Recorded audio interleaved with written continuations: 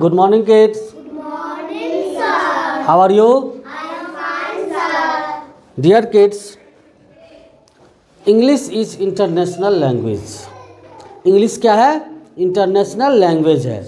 आप अगर दुनिया के किसी भी कॉर्नर में जाएंगे तो अगर आपको इंग्लिश आती है तो आप अपनी बातों को वहाँ तक या उन लोगों तक पहुँचा सकते हैं. इसलिए इंग्लिश पढ़ना क्या है? ज़रूरी है. अब क्या है कि इंग्लिश में जब हम लोग पढ़ते हैं उसको जानने के लिए हम लोग ग्रामर पढ़ते हैं. क्या पढ़ते हैं? ग्रामर.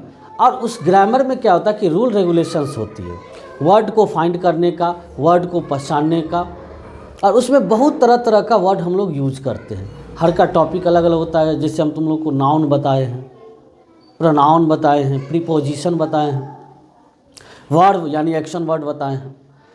इसी तरीके से बहुत सारे ऐसे टॉपिक होते हैं जिसके बारे में आपको वन बाय वन बताएंगे. Dear kids, today's topic is this and that. आज का जो टॉपिक है वो क्या है? दिस है और दैट. अब ये दो वर्ड हमने आप लोग को दे दिया, दिस, और एक दे दिया that. THIS this, THAT that. Dear kids, ये दोनों वर्ड का मीनिंग होता है. मीनिंग मीन्स अर्थ, मतलब.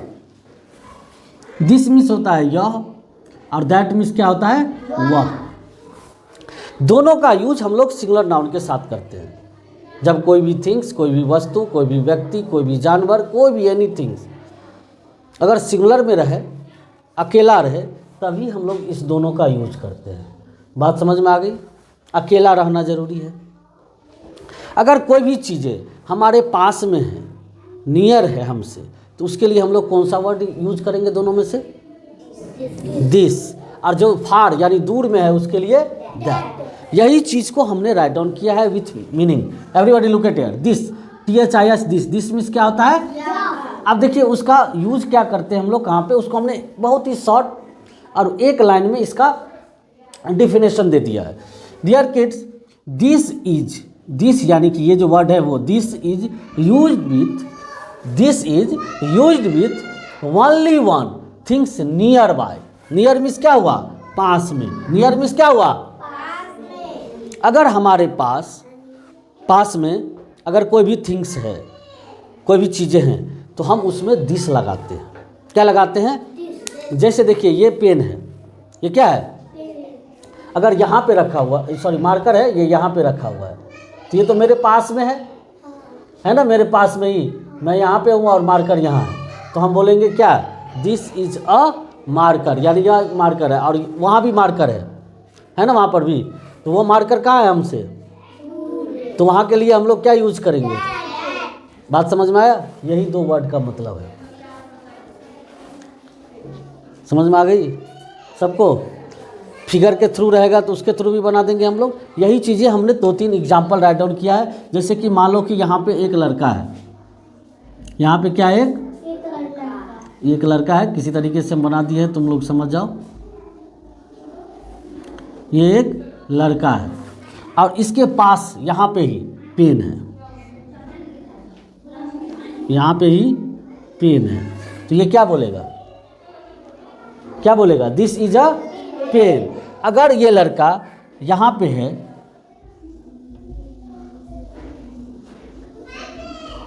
ये लड़का यहाँ पे है एक, और पेन यहाँ पे है,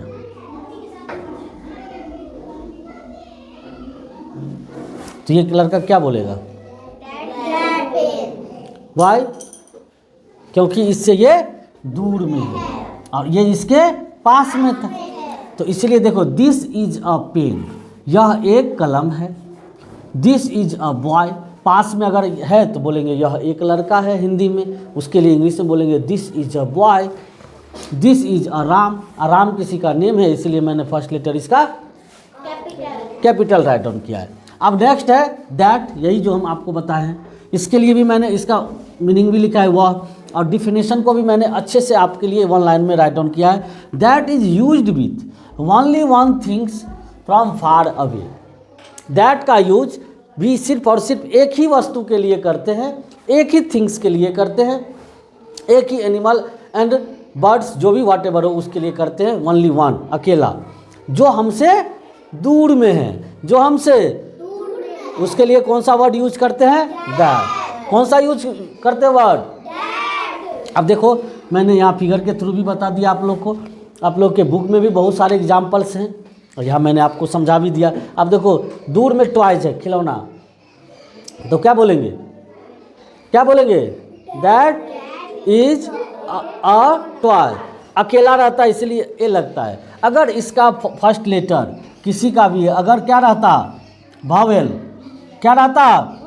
इस वर्ड का किसी भी वर्ड का फर्स्ट लेटर अगर वावेल रहता तो यहाँ पे ए के जगह पे क्या लगता? A N N. देखिए इसमें हम लोग दोनों चीज़ समझ गए। सिंगुलर सेंटेंस है इसलिए ए लगता है और एन का यूज होता है। ए एन का यूज तुमको उस दिन बताए थे, हमारे क्लास में भी हुई थी, तो उसी से रिलेटेड ये है।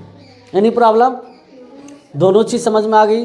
दिस और दैट दोनों का मीनिंग भी समझ में आ गया, इसका यूज कैसे करते हैं और बहुत सारे हम लोग अभी एग्जाम्पल सॉल्व करेंगे। Any problem? Continue the work. Thank you.